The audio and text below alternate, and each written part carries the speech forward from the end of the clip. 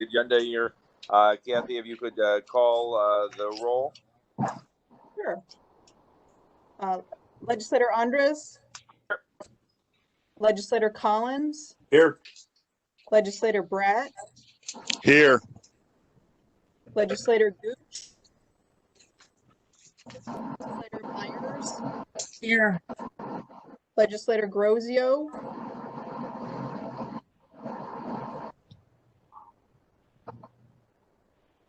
I know he is here.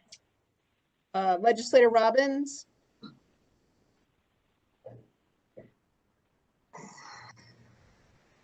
Here. And Legislator Grozio, I'm just going to unmute you.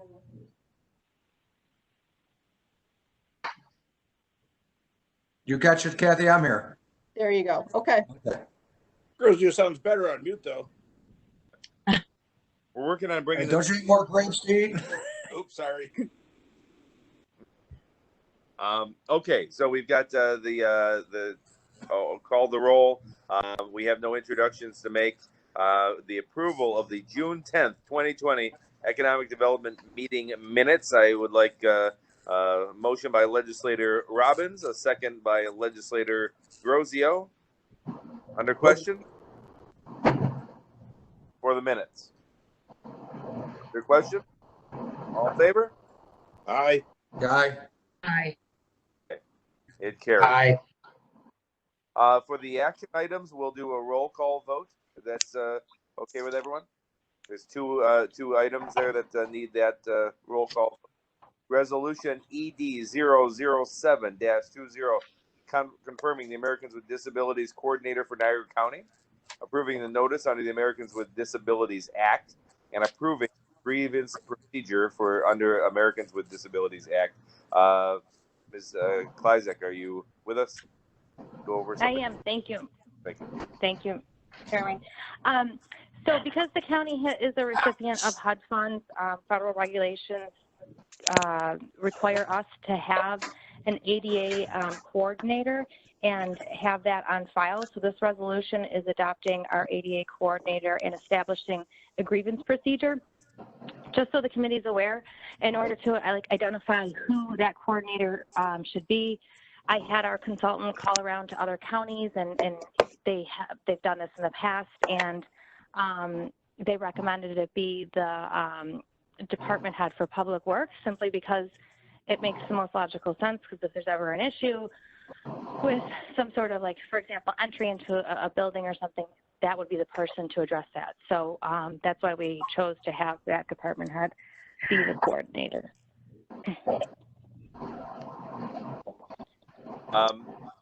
Any other questions about the Americans with Disabilities Coordinator?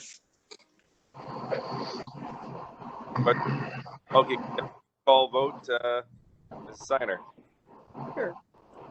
Legislator Andres. Aye. Legislator Collins.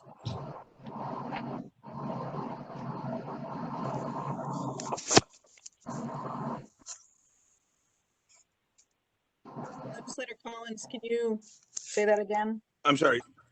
Yes.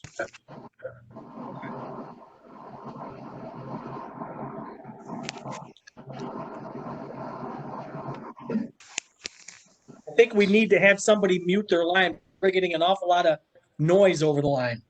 Somebody at an airport or something like that? I know.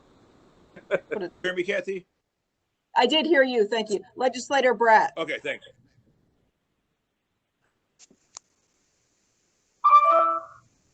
Legislator Gooch. It's not here. Legislator Myers. Aye. Legislator Grozio.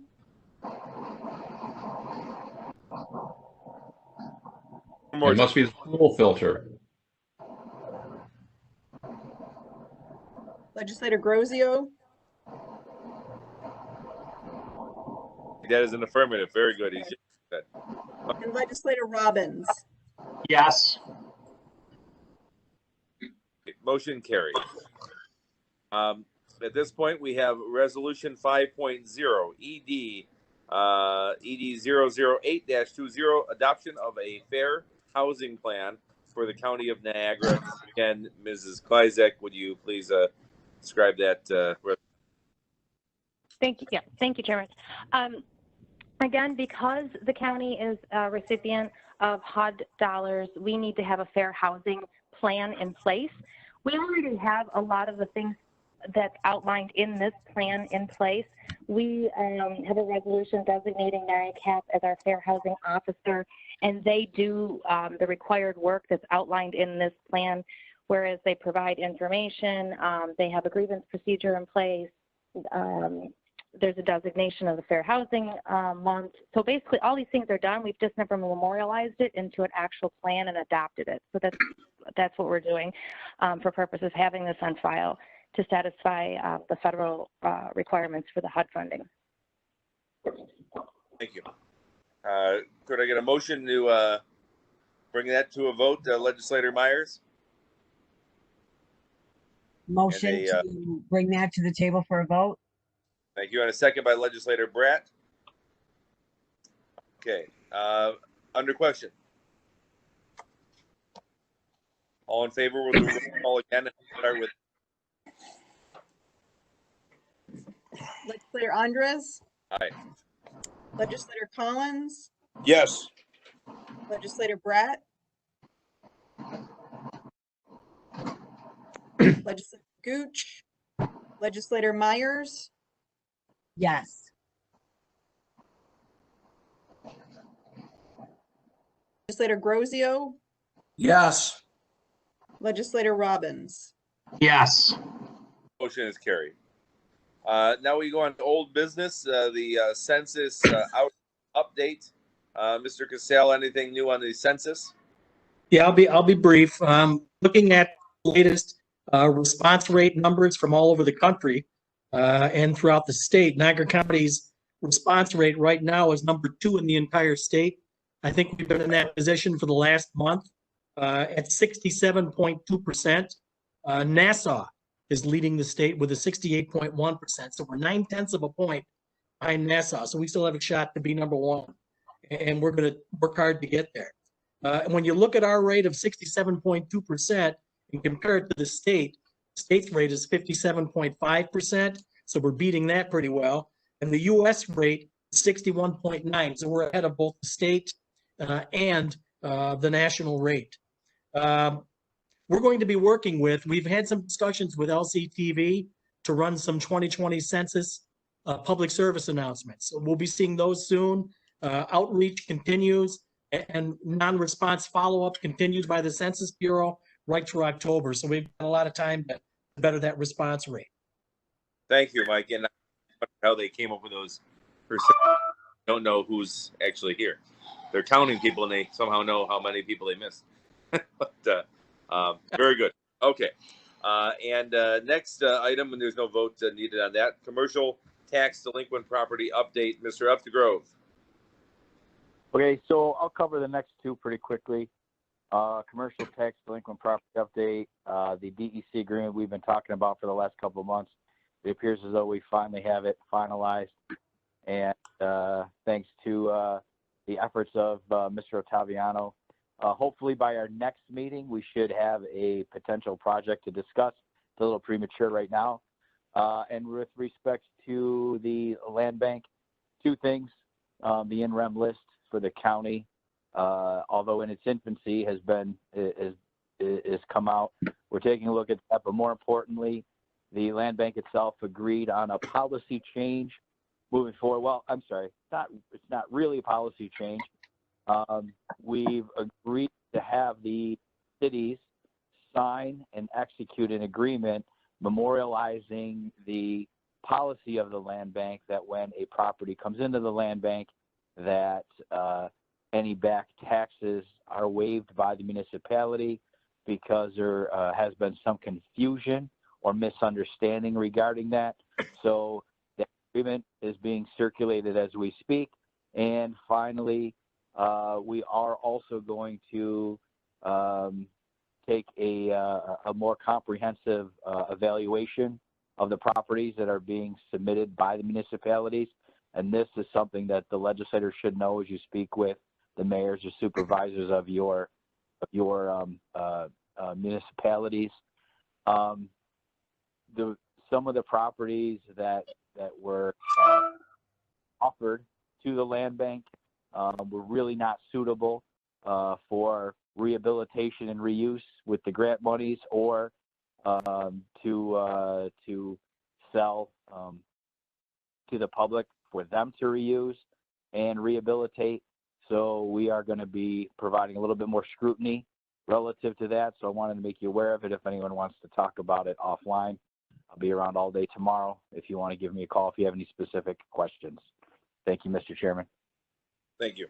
At this point, we have new business. I just have one item. I just, for those of us that are on this call that were on that Restart Niagara group, Mike and I had talked today about Restart Niagara, and we were scheduled to have a conference call tomorrow, which we are going to postpone in light of, there's no new news to be had here. So we wanted to just sort of push that off. So I know Legislator Robbins, you're on that usually with me, and we're going to push that off a little bit. So we're hoping to, have our future discussions on what is the path forward. But right now, being that phase 4 is so new, we're hoping to, kind of get our feet under us at this point, and then we'll proceed in the not so distant future, hopefully, on what to do going forward. But I know I understand malls, they're looking at opening malls next week. Is that right? Yeah, that's correct. And Kathy can confirm this. I don't think the guidelines are I don't know if they're going to put any guidelines. They have to have that new HVAC system. And I do know Kathy reached out to John Duran at the Fashion Outlet, and he confirmed the fact that they will be opening this Friday at 11 a.m. Fantastic. Okay, that's good news for everybody. So we've made some noise. They're open, and that's really the best a lot of us can do is to sort of raise a ruckus and try to get our concerns across. And now we're looking for kind of a path to recovery here. So hopefully we can keep moving in the right direction. So anyway, that's postponed for right now, but we will get our bearings, and then we'll reconvene that group. 9.0 on your agenda, 2020 Niagara County CEDS report. Most of you should have received that in your mail through a thumb drive. Is that correct? Mr. Casale, go over that, please.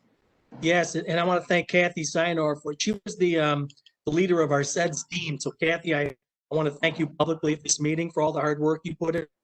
And Rich, you're right. Everyone should have received this on a thumb drive. The committee adopted the strategy at their last meeting on June the 30th, and it was submitted to the US EDA, which pretty much requires that this report be updated and submitted every 5 years. The report's a reference tool that the EDA utilizes when making decisions about potential funding, grant funding, that is, for the county or any of its municipalities. The SEDS committee, just a refresher, is appointed by the Niagara County Legislature. And that committee, along with staff, has been developing this report. Developing this report for about 10 months now. Our economic development partners throughout the county, along with our municipalities, have provided very valuable content that's been included in the report. So I want to thank publicly the legislature and the entire committee that worked so hard on this update. We kept this committee engaged. You'll recall that when we started this process, it was pre-COVID. We had 3 meetings pre-COVID face-to-face with this committee that was facilitated by a consultant from Insight Consulting, Jack McGowan. That went well. We went right through the SWOT analysis of that report, which is the strengths, the weaknesses, the threats, and the opportunities. We were able to get that far. And then when pandemic started in March, we kept this committee engaged via email, and the final vote of the committee was through a WebEx meeting on June the 30th. So again, thanks everybody. This report includes a good background. It includes a good SWOT analysis. It includes a strategic direction and action plan, which has goals and objectives and performance measures, metrics that are either overarching or goal specific. So we got pretty specific. And this SEDS report has in it something that the last one didn't have, and that's a resiliency planning section for obvious reasons, especially. There's a preface in this report that discusses COVID-19 and that this report was done in the midst of a global pandemic. So the resiliency part of this report is extremely important. So thanks again to all involved, including you, Rich, and Will, and the legislature, and Rick Up the Grove, and those on the committee. If there are any questions, feel free to give me a call when you open up that thumb drive and peek through it. And we'll be more than happy to, either Kathy Steiner or myself or Ben Bedell or Amy or anyone else on that team, Andrea Kleisik, and Sue Langdon from the IDA, to answer any questions you might have. And I did have one more item, if you wouldn't mind. It'll take me 15 seconds. We are very, very proud of the fact that we're going to be having our first virtual business workshop, and that's going to be via WebEx events. And the IT department in the county tells us that we are the first county department to implement WebEx events. So we've been working with a virtual workshop set for Tuesday of next week, the 14th at 9:30. So you all should have received a constant contact email about the event today so that you can share this virtual workshop on your own Facebook pages. And if you want to join in, please feel free to join in. And that's pretty much it, Mr. Chairman. Thank you. Now we have correspondence, which I assume is nothing, Mrs. Steiner. And yeah, adjournment. Anything else for the committee? Anybody have to add? We'll motion to adjourn. Oh, go ahead. I'm sorry. I was just going to say that I'll make sure that the minutes note that Chairwoman Whittish also joined us on this meeting. And we will adjourn. We got a motion from Legislator Robbins, second by Legislator Irene Myers, and all in favor? Aye. Okay, everybody have a good night. It passed. We're had a nice meeting, and this is very painless. So enjoy the heat.